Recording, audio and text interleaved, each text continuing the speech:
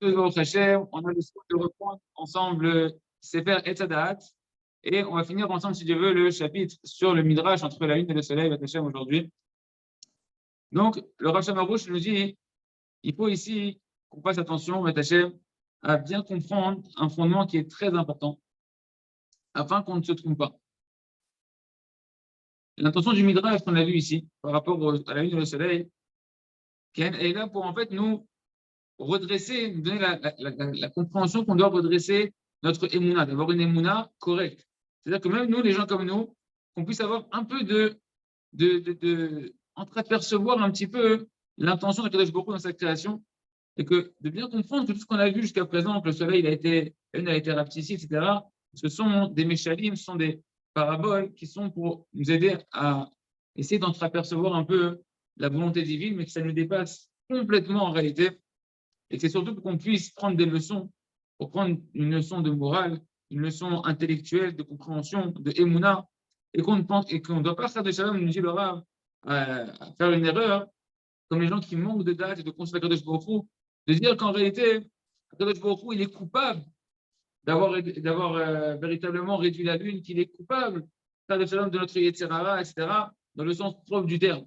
Tout ce qu'on a dit dans ce chapitre-là, en réalité, c'est pour nous donner à nous une approche et une appréhension un petit peu de comment en réalité Kadosh Baruch Hu, il prend une part de responsabilité dans notre libre arbitre et donc ça lui permet à Kadosh Baruch Hu d'avoir de la miséricorde, d'avoir de la patience envers nous, etc. Et il y a des gens qui, ils ont une fausse émouna et qui vont se servir de ce genre de midrash-là pour dire, tu vois, Kadosh Baruch Hu, c'est lui qui est responsable, etc. C'est pas ma faute et donc je peux, être libre cours à mes instincts, etc., vu que de toutes les manières, je ne suis pas responsable. Presque, on pourrait dire que je n'ai pas de libre arbitre. En réalité, ça, c'est le mauvais penchant qui est dans l'homme qui va falsifier, en réalité, tout le temps, la réalité de la Torah à la manière dont il a envie. Okay, pour dire que, non, c'est lui le seul responsable, moi, je ne suis pas responsable de mes actes. C'est lui qui pense ça. Hein. Oh, et le Rav dit malheur à lui. Malheur à lui, celui qui va maintenant se servir des paroles de Chachamim pour retirer de lui le joug de la route de Kadosh Baruch Hu, le joug de la crainte du ciel, avec des arguments qui sont de la vanité en réalité, parce que ce qu'on a dit, c'est vrai que Kadosh Baruch Hu, il prend une part de responsabilité qu'il reconnaît dans le jugement, mais en même temps, Kadosh Baruch Hu, il a donné à l'homme le libre arbitre, et ça, c'est une vérité qui est indéniable, et on ne peut pas retirer cette notion-là de l'équation de notre raisonnement Chad Shalom. Et donc l'homme, c'est lui qui doit savoir qu'il a une entière responsabilité de ce qui lui arrive. Sinon, alors il ne pourra jamais progresser. Ce fondement-là, en réalité, on l'apprend, le Rav l'amène de ce qui est marqué dans le verset, dans Dvarim j'ai mis devant toi la vie, j'ai mis devant toi la mort, et toi, tu choisiras, j'ai mis la bénédiction et la malédiction, tu choisiras la vie. Qu'est-ce qu'on apprend de là? Que le Baruch Hu, il a mis devant nous deux chemins. Il nous a donné la possibilité de choisir le bien, et il nous a donné la possibilité de choisir le mal. Et il nous donne à nous le libre arbitre de choisir le bien qui va t'amener à la bracha, à la bénédiction. Également, c'est marqué dans Miglat Echa, là-bas c'est marqué de la bouche d'Hachem, de la bouche céleste ne sort ni le bien, ni le mal. Qu'est-ce que ça veut dire qu'il sort ni le bien, ni le mal à Kadosh Baruch Hu? Kadosh Baruch Hu, il amène dans le monde, il dit Rabbi Nachman, une lumière, un or pachout, une lumière qui est simple, c'est-à-dire qu'elle n'a pas de couleur de bien ou de mal. Et en réalité, c'est l'homme, en fonction, chacun de nous, comment on va préparer nos réceptacles à cette lumière d'Akadosh Baruch Hu, qui allons façonner cette lumière-là, cette abondance d'Akadosh Baruch Hu, qui va arriver pour nous du bien, ou qui sera déjà le contraire. Et donc, on ne doit pas ici culpabiliser Akadosh Baruch Hu et pointer le doigt à Akadosh Baruch Hu. On doit savoir qu'en fonction de notre libre arbitre, la lumière d'Hachem va se traduire par des bonnes choses dans notre vie ou des choses qui vont nous remettre en question, qui vont nous pousser à nous remettre en question. Comme c'est marqué, dans les phrases, c'est marqué, qu'est-ce que l'homme il se plaint? Qu'est-ce que l'homme il se plaint de sa vie? Lui qui est vivant, l'homme qui en réalité paye le fruit de ses fautes. Si un homme il se plaint dans sa vie, si un homme il veut avoir des plaintes sur ce qu'il traverse, alors il nous dit dans les phrases, c'est sur toi que tu dois commencer à méditer. Sur toi-même que tu dois commencer à réfléchir et pas accuser à Kadosh Baruch Hu de ce que tu traverses. Et lorsqu'une personne maintenant, elle sait qu'elle est responsable, elle a sa part de responsabilité, sa pleine part de responsabilité qu'elle traverse, alors ça permet à l'homme de pouvoir chercher qu'est-ce que je dois améliorer? Qu'est-ce qu'Hachem attend de moi? De faire un véritable examen de conscience pour comprendre pourquoi Hachem il l'a mis dans telle et telle situation. Comme c'est marqué dans la suite des versets là-bas, quand on est conscient de ça, on va pouvoir scruter nos chemins, faire une analyse et revenir vers Hachem qui n'a nous fachanu marine, parce que nous, on sait qu'on a fauté et on s'est rendu la vie amère en réalité par nos fautes. Et c'est ça que Rabbi Nachman il enseigne dans Nikouté Moharan Chelek dans la Torah numéro 54. Après Rabbi Adam, la Sot Kerzono, il dit Rabbi Nachman, le libre arbitre, il est entre les mains de l'homme de faire mamash selon sa volonté. Il nous dit en réalité, toutes les choses de ce monde-là, dans tout ce qui se passe dans ce monde-là, le juif, le if israélien, il est dans ses propres mains de pouvoir activer le libre arbitre en fonction de comment il va se comporter, comment il va décider dans son cœur, comme ça, eh ben, il va pouvoir faire quelque chose qui va se passer dans sa vie. Dans la main du juif, il y a un libre arbitre. Dans chaque chose qu'il y a dans ce monde-là, il y a une part de libre arbitre. Ce n'est pas les juifs. Il y a des choses que les non-juifs, pour eux, la plupart des choses, elles sont obligées quasiment de se passer. Chez Israéli, mais chez un juif, il dit Rav Nachman, chaque chose qu'il va faire, par exemple, de vouloir voyager dans tel endroit, eh ben, il va avoir un service d'achat dedans et donc un libre arbitre de une décision qu'il va devoir prendre de faire la volonté de Kadosh Baruch Hu. Fin de citation de Rabbi Nachman.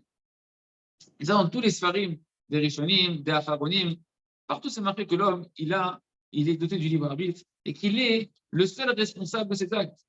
De tout ce qu'on a étudié, en réalité, maintenant, on peut comprendre que celui qui veut choisir comme il faut et remplir sa mission, arriver à destination de son tikkun, eh ben, il doit avant tout se rapprocher de la tfila. C'est ça l'essentiel de cette midrash-là, c'est que si tu veux orienter ton libre arbitre de la bonne manière, prendre des bonnes décisions, il va falloir que tu travailles sur la prière qui, elle, va te permettre de pouvoir utiliser ton libre arbitre de la bonne manière, renforcer ta volonté de prier.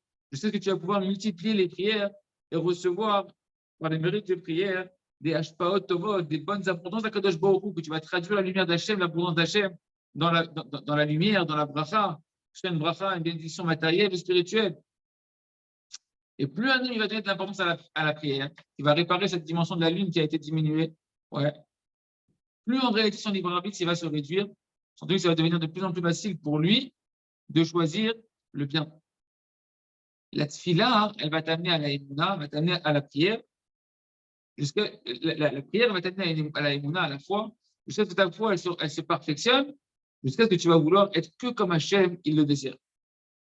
Le Rav dit, lorsqu'une personne s'est consciente-là, que tout dépend en fait de combien je peux faire grandir l'importance de la prière dans mon cœur et de la émouna, plus elle va se grandir dans le monde, et plus on va pouvoir voir s'accomplir ce qui est marqué dans la prophétie de l'Ishaïa, et la lumière de la lune à la fin des temps, elle sera comme la lumière du soleil. Rappelez-vous, la lune, c'est la émouna, le soleil, c'est la Torah.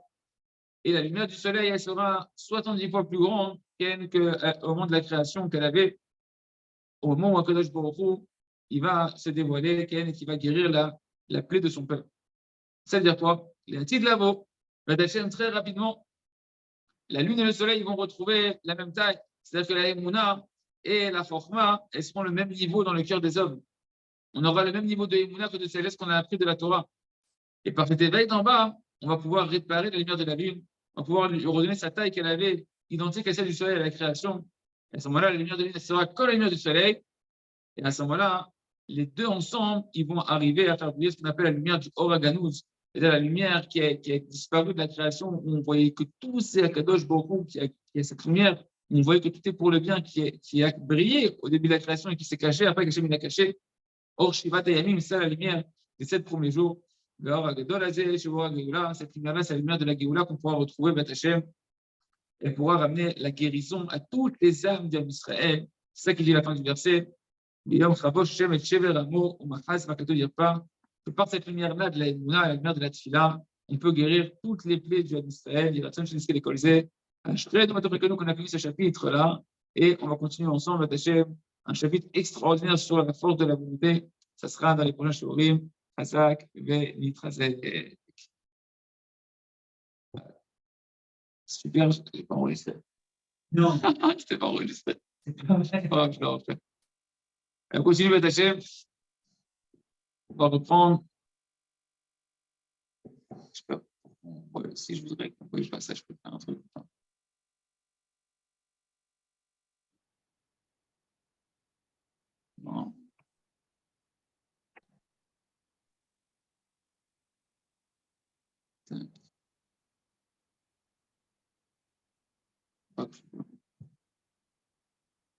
Peut-être. Je sais pas.